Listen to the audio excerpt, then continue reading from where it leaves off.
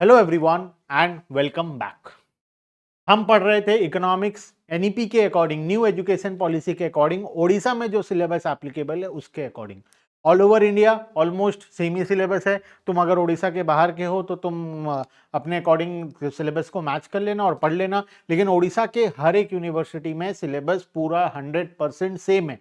तो ओडिशा से अगर तुम किसी भी कॉलेज से बीकॉम कर रहे हो तो ये सिलेबस तुम्हारे लिए है, तुम्हारे अकॉर्डिंग ही पढ़ाया जा रहा है। ठीक है, आ जाओ शुरू करते हैं। हम पिछले क्लास में हम डिटर्मिनेंट्स ऑफ डिमांड पढ़े थे, determinants of individual demand, determinants of market demand. आज हम और आगे चलेंगे और कुछ इंपॉर्टेंट टॉपिक जैसे कि demand function, demand schedule, demand curve, इस प्रकार के टॉपिक को हम लोग आज पढ़ेंगे। ठीक है, शुरू करने से पहले डिस्क्रिप्शन बॉक्स में एक मोबाइल नंबर दिया गया है, उस मोबाइल नंबर में अपने कॉलेज का नाम जरूर से व्हाट्सएप करना, जिससे मैं तुम्हें तुम्हारे कॉलेज के ग्रुप में ऐड कर दूं। उसके साथ साथ जरूर से मोबाइल एप्लीकेशन को डाउनलोड कर लेना, जिसमें तुम्हें बहुत सारा एडिशनल चीज मिलेगा। ठीक है, आ जाओ शुरू करते हैं फटाफट से। Demand function, what do you mean by demand function? याद करो हम कितने पॉइंट्स पढ़े थे डिटर्मिनेंट्स ऑफ डिमांड के अंदर में। हम 5 पॉइंट तो इंडिविजुअल डिमांड के केस में पढ़े थे, प्लस 3 पॉइंट हम मार्केट डिमांड के केस में पढ़े थे। टोटल मिलाकर कितना हो गया था? 8 पॉइंट। ये जो 8 पॉइंट था, अब यहीं से निकलकर आएगा डिमांड फंक्शन। सबसे पहले बात करते हैं individual demand function. Individual demand function क्या होता है? The functional relationship between individual demand and factors affecting individual demand. कितना तो पॉइंट था फैक्टर्स अफेक्टिंग इंडिविजुअल डिमांड के अंदर? मतलब डिटर्मिनेंट्स ऑफ इंडिविजुअल डिमांड में कितना पॉइंट था? 5। तो यहां पे कितने फैक्टर्स आ जाएंगे? 5 फैक्टर्स आ जाएंगे। क्या क्या था 5 फैक्टर? सबसे पहला sir price of the commodity था, ये उसका शॉर्ट फॉर्म लिखा गया है। ठीक है, यहां पर ब्रैकेट के अंदर में पहला प्राइस ऑफ द कॉमोडिटी, दूसरा price of the related commodity. Related commodity में 2 था, कॉम्प्लीमेंट्री एंड सब्सटीट्यूट।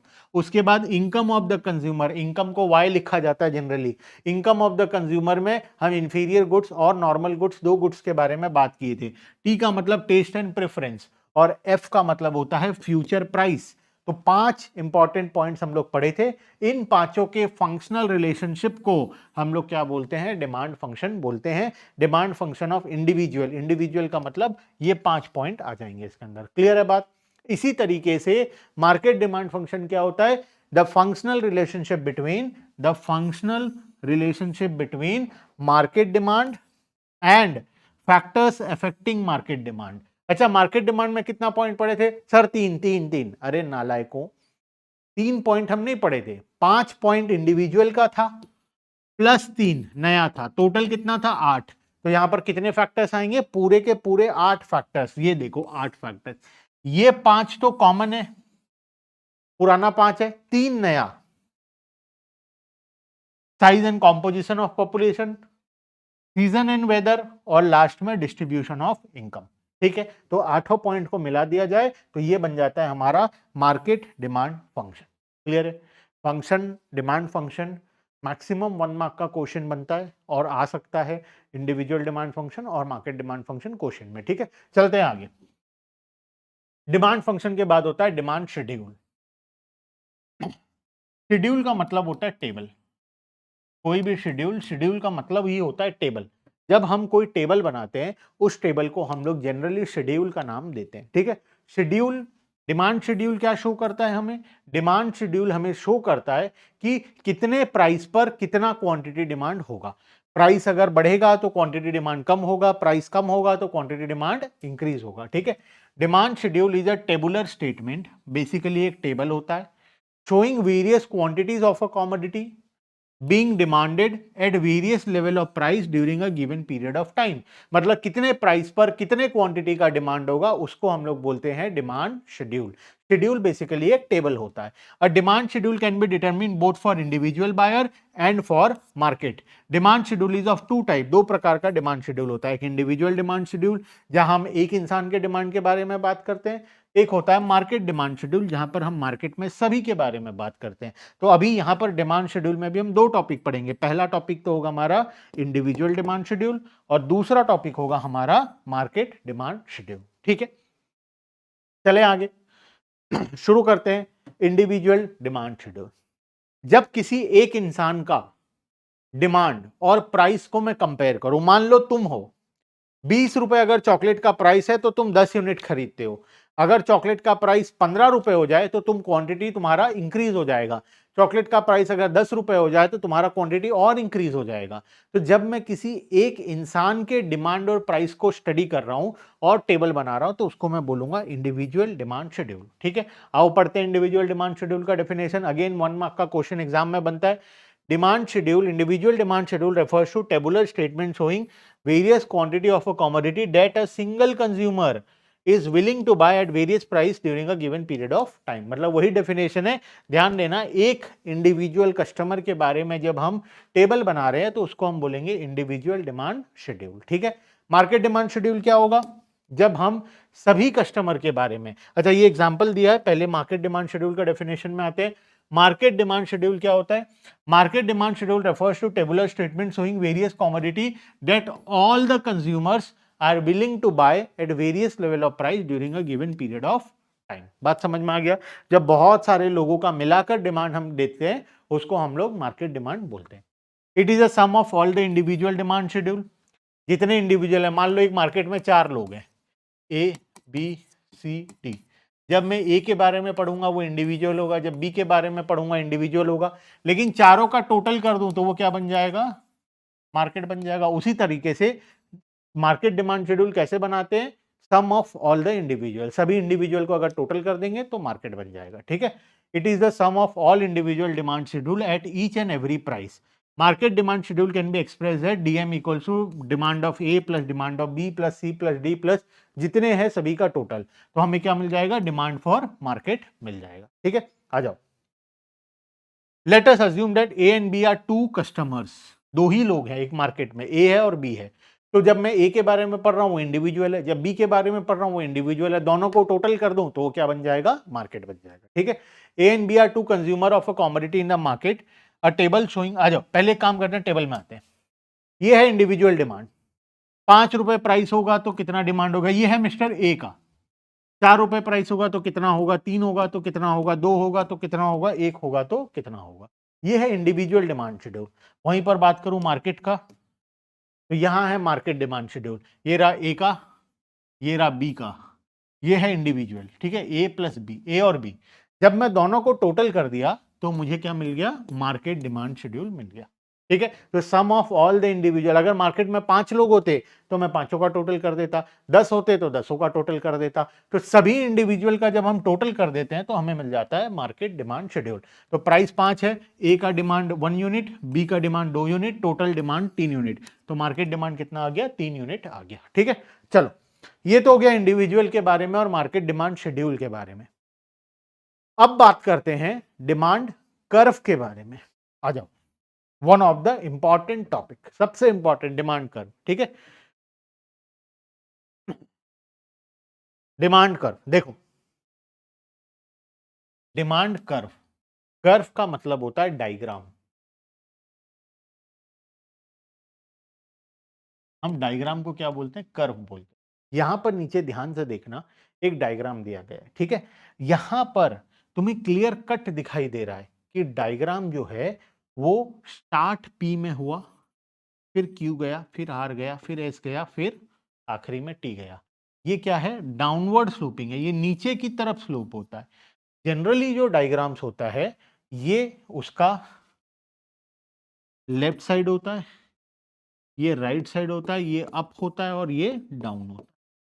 जनरली ऐसा होता है, ये लेफ्ट साइड बोलते हैं, इसको राइट साइड बोलते हैं, इसको अप बोलते हैं, इसको डाउन बोलते हैं। ठीक है, तो डायग्राम यहां पर अगर हम देखें तो ये कहां से शुरू हुआ? लेफ्ट साइड में ऊपर, ये लेफ्ट साइड है, ये ऊपर तरफ से, और ये जा किधर रहा है? ये जा रहा है धीरे धीरे किधर? राइट साइड के डाउन में। लेफ्ट के ऊपर से शुरू होकर राइट के डाउन में जा रहा है। तो हम इसको कैसे रीड करेंगे? Left to right, left to right, downward sloping. हम इसको क्या रीड करेंगे? Left to right downward sloping, क्योंकि ये लेफ्ट साइड से शुरू होकर राइट साइड में खत्म हो रहा है और ये नीचे की तरफ जा रहा है, नीचे की तरफ जा रहा है, इस वजह से ये डाउनवर्ड स्लोपिंग।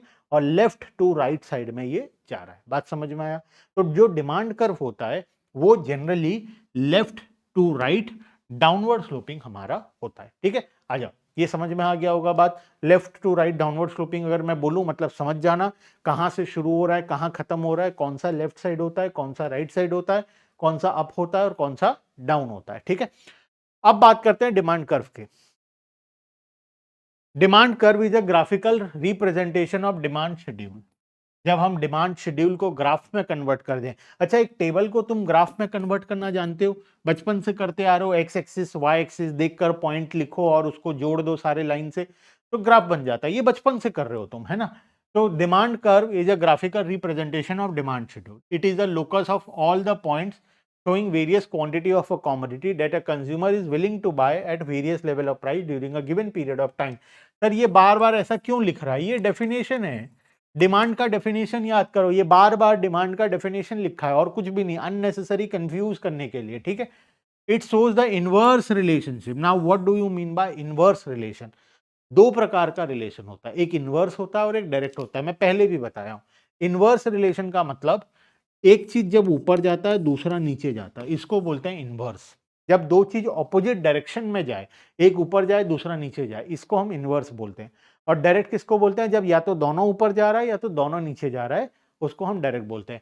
तो प्राइस और डिमांड का कैसा रिलेशन होता है? इनवर्स होता है। प्राइस ऊपर जाता है तो डिमांड नीचे जाता है, प्राइस नीचे जाता है तो डिमांड ऊपर जाता है ना? तो it shows the inverse relationship between quantity demand of a commodity with its price keeping other factor constant. ठीक है, आ जाओ इंडिविजुअल डिमांड शेड्यूल में आते हैं। इन दो प्रकार का डिमांड कर्व होता है, एक इंडिविजुअल डिमांड कर्व, दूसरा मार्केट डिमांड कर्व।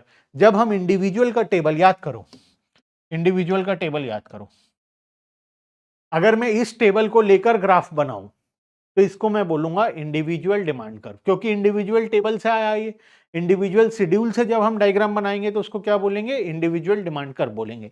और जब मैं मार्केट का फिगर को लेकर, मैं इस फिगर को लेकर डायग्राम बनाऊं तो इसको मैं क्या बोलूंगा? मार्केट डिमांड कर्व बोलूंगा। ठीक है, सिंपली वही चीज है, डिफरेंस और कुछ भी नहीं है। Individual demand curve refers to graphical representation of individual demand schedule. The demand curve DD slopes downward due to inverse relationship between price and quantity demand।